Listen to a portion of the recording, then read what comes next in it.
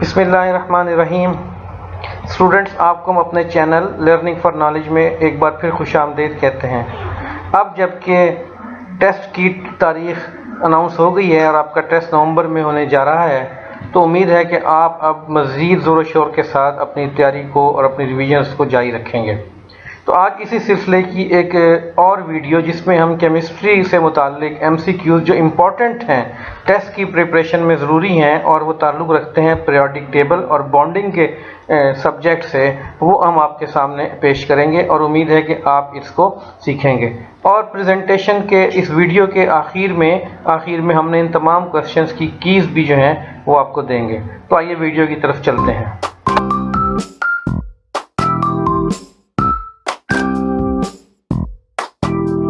हम आपको केमिस्ट्री के जो टॉपिक्स हैं पीरियोडिक टेबल और केमिकल बॉन्डिंग, उससे रिलेटेड जो MCQs इम्पॉर्टेंट हैं जो आपके टेस्ट की तैयारी के लिए यकीनन यूज़फुल होंगे, उनको हमने यकजा किया है और आपके सामने पेश कर रहे हैं।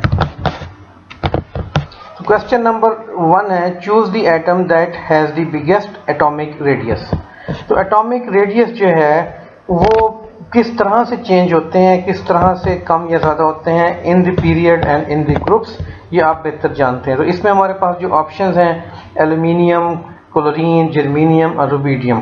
तो इसका जो करेक्ट आंसर है वो रुबिडियम, क्योंकि रुबिडियम के एटॉमिक नंबर को अगर हम देखेंगे और जर्मेनियम, क्लोरीन और एल्यूमिनियम से कंपेयर करेंगे तो ये काफ़ी आगे जा चुका है और हाईएस्ट नंबर होने की वजह से ना सिर्फ ये डिफरेंट ग्रुप्स और पीरियड्स के अंदर पाया जा रहा है, तो इसका एटॉमिक रेडियस जो है वो बिगेस्ट होगा। यानी कि डाउन द ग्रुप जो है वो एटॉमिक रेडियस डिक्रीज करते हैं डाउन द ग्रुप जो है एटॉमिक रेडियस इंक्रीज कर रहे होते हैं due to addition of new shells, और अलॉन्ग विद द पीरियड्स ये जो है डिक्रीज कर रहे होते हैं क्योंकि सेम शेल के अंदर इलेक्ट्रॉन्स ऐड हो रहे होते हैं। Question number 2, which of the following belongs to F block in the periodic table. इसमें स्कैंडिनियम, यूरेनियम, सिलिकॉन और प्लाटियम।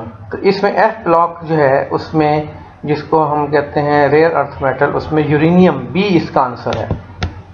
Question 3, choose the true statement regarding the periodic trends. A, along a period from left to right atomic radius increases. Along a period from left to right ionization energy decreases. Electronegativity of atom increases from right to left along a period. None of the above. अब मैं पहले सवाल के लिहाज से भी आप जान चुके हैं कि along the period from left to right atomic radius increase नहीं बल्कि decrease करता है। इसी तरह फ्रॉम लेफ्ट टू राइट अगर हम पीरियड मूव कर रहे हैं तो आयनाइजेशन एनर्जी डिक्रीज नहीं करती बल्कि इंक्रीज करती है। और इसी तरह इलेक्ट्रोनेगेटिविटी जो है फ्रॉम राइट टू लेफ्ट यानी कि फ्लोरीन से बैकवर्ड आए तो वो डिक्रीज करती है, ये इंक्रीज कह रहा है। तो इसमें तीनों स्टेटमेंट जो है वो करेक्ट नहीं है, तो नन ऑफ द अबव इसका आंसर है।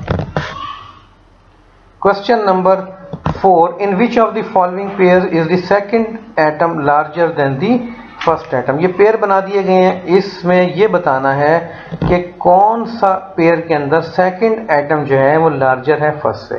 जाहिर है ब्रोमीन क्लोरीन, ये हो नहीं सकता क्योंकि क्लोरीन का एटॉमिक नंबर कम है, ब्रोमीन का ज़्यादा है, तो ऑफ कोर्स नए पीरियड में दाखिल हो रहा है ब्रोमीन, ये पॉसिबिलिटी नहीं है।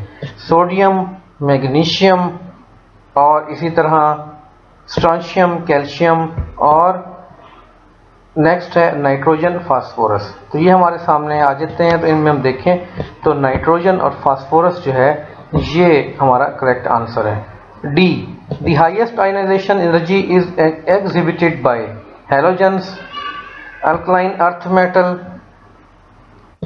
ट्रांजिशन मेटल्स और नोबल गैसेस। तो हाईएस्ट आयनाइजेशन एनर्जी जो है वो एग्जिबिट कौन सा ग्रुप कर रहा होता है, हाईएस्ट जो है वो आपके सामने आ जाएगा D, noble gases. Which of the following elements in the first ionization energy the lowest. किसकी जो है ना लोएस्ट है आयनाइजेशन एनर्जी फर्स्ट। तो इसका आंसर आप तलाश कर सकते हैं, ये आपके लिए मैं छोड़ देता हूँ, हालांकि इसकी की में इसका आंसर मौजूद है, आप देख सकते हैं। हम क्विकली गुजरते हैं ताकि आपका टाइम ना लगे। 7, विच of the following oxide is neutral. ये तमाम जो है आपके सामने 4 ऑप्शंस हैं। सोडियम के साथ जो बनेगा ऑक्साइड वो डेफिनेटली क्या होगा, अल्कलाइन होगा। एल्यूमिनियम, कार्बन मोनोऑक्साइड और SnO2, इन सब को अगर हम आहिस्ता आहिस्ता एलिमिनेट करते चले जाएं तो हमें ये पता लगेगा कि कार्बन मोनोऑक्साइड जो है वो इसका आंसर होगा। कुछ आंसर्स मैं आपके सामने डिस्कस कर रहा हूँ, कुछ जो है वो आप खुद देख सकते हैं, की के अंदर खुद अपना टेस्ट ले सकते हैं। Question 8, paramagnetism is exhibited bye elements the atoms of which have. तो कौन से एटम्स जो हैं जो पैरामैग्नेटिज्म एग्जिबिट करते हैं, उनमें से कौन सी ऐसी प्रॉपर्टी है। ये प्रॉपर्टी बेसिकली 3 बताई हैं, इनमें से आपने कोई एक सिलेक्ट करनी है। तो यकीनन आप इसके आंसर को पढ़ेंगे तो आपको मालूम हो जाएगा कि इसका आंसर जो है वो ए है। In halogens which of the following increases from iodine to fluorine. कौन सी चीज़ है जो अगर हम आयोडीन या नीचे से ऊपर की तरफ जा रहे हो तो वो इंक्रीज करती है of course ionization energy of the element. Which of the following have a diagonal relationship. किसमें डायगोनल रिलेशनशिप पाई जा रही है। Lithium magnesium, boron magnesium, beryllium carbon, beryllium sodium. तो very common and easy answer lithium and magnesium A. The hydrogen molecule is not very reactive under normal conditions because. Normal conditions में hydrogen molecule जो है वो reactive नहीं है। क्यों? एक general सा आप ये सोचें, क्योंकि हाइड्रोजन का जो मॉलिक्यूल है इसकी डिसोसिएशन एनर्जी ज़्यादा है, तो इसलिए नहीं है। तो अब ये देखते हैं कौन सा आंसर इससे कॉरस्पॉन्ड कर रहा है, इस कॉन्सेप्ट से। आइसोटोप्स का कोई ताल्लुक नहीं होता बॉन्ड की डिसोसिएशन एनर्जी से। डेल्टा एस का रिलेशनशिप थोड़ा बहुत होता है, लेकिन ड्यूरिंग रिएक्शन आता है। हाइड्रोजन मॉलिक्यूल है, एक्टिवेशन एनर्जी ये भी नहीं है। सी जो है ये करेक्ट आंसर है इसका।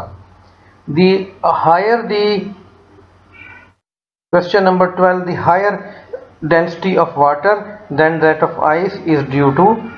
किस वजह से हो सकती है? जाहिर है उसका आंसर जो है हाइड्रोजन बॉन्डिंग है। हाइड्रोजन गैस, सी आंसर है। Hydrogen gas is generally prepared by. किस मेथड से हम हाइड्रोजन को प्रिपेयर कर रहे होते हैं इसको आप देख सकते हैं, और इसका आंसर इंतहाई इजीली आप सिलेक्ट कर सकते हैं। 14, ortho and para hydrogen differ in. 2 तरह की जो हाइड्रोजन है, आर्थो और पैरा, किस बेस पर डिफर कर रही होती है? न्यूक्लियर स्पिन की वजह से।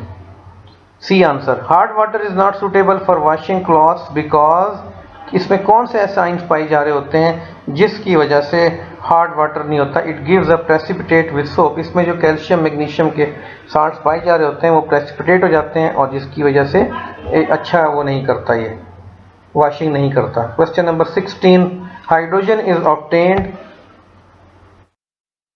As a by product in the. किस रिएक्शन में हम हाइड्रोजन को बाई प्रोडक्ट के तौर पर हासिल कर रहे होते हैं? During the manufacturing of caustic soda.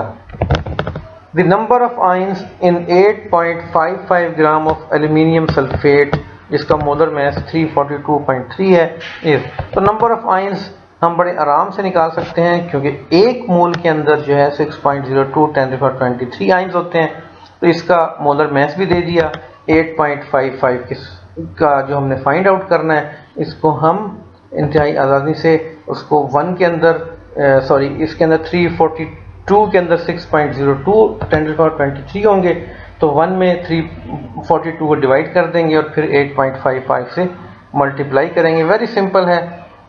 ये इसका आंसर आप इंतहाई आसानी से निकाल सकते हैं, which is C. 18, A D shell containing 4 unpaired electron can exchange. D जो है शेल, इसमें 4 अगर अनपेयर्ड इलेक्ट्रॉन्स हों तो कितने इलेक्ट्रॉन ये एक्सचेंज कर सकता है? तो आप इसको फाइंड आउट कर सकते हैं और इसका हम आंसर निकाल सकते हैं। आप इसको खुद टेस्ट कर लें। 19, विच of the following statement is incorrect for anode rays. तो ये 4 स्टेटमेंट्स दे दी। एनोड रेस के लिए कौन सी स्टेटमेंट जो है वो इनकरेक्ट होगी, उसको आप फाइंड आउट कर लें। Question number 20, the molecular geometry of BCl3 is.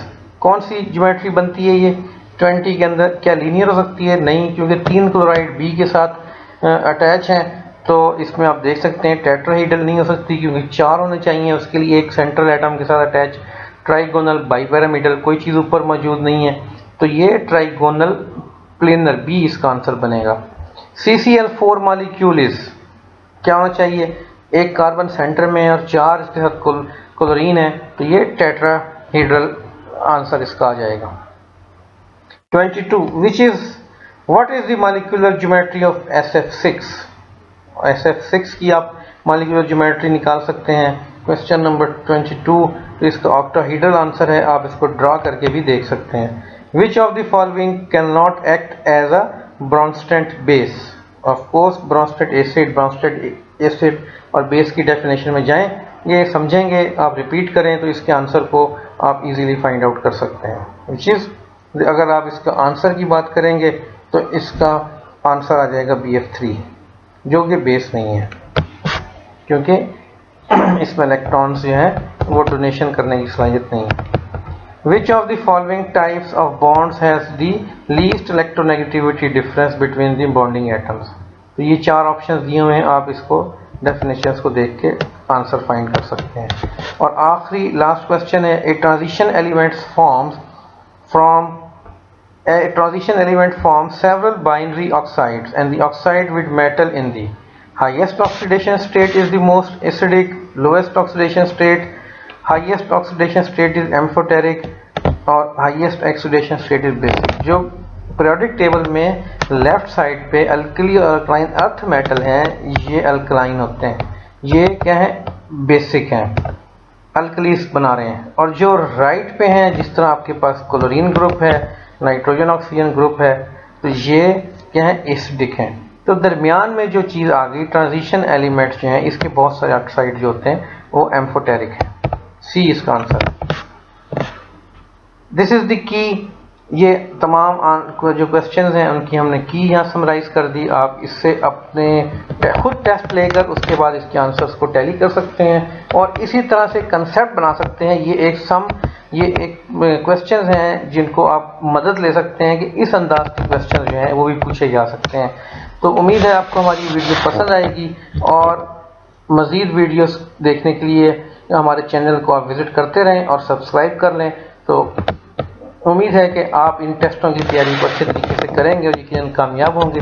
जल्द ही हम मुख्तलिफ टॉपिक्स पर इस MCAT की तैयारी के लिए हम आपको वीडियो अपलोड करेंगे। Thank you very much.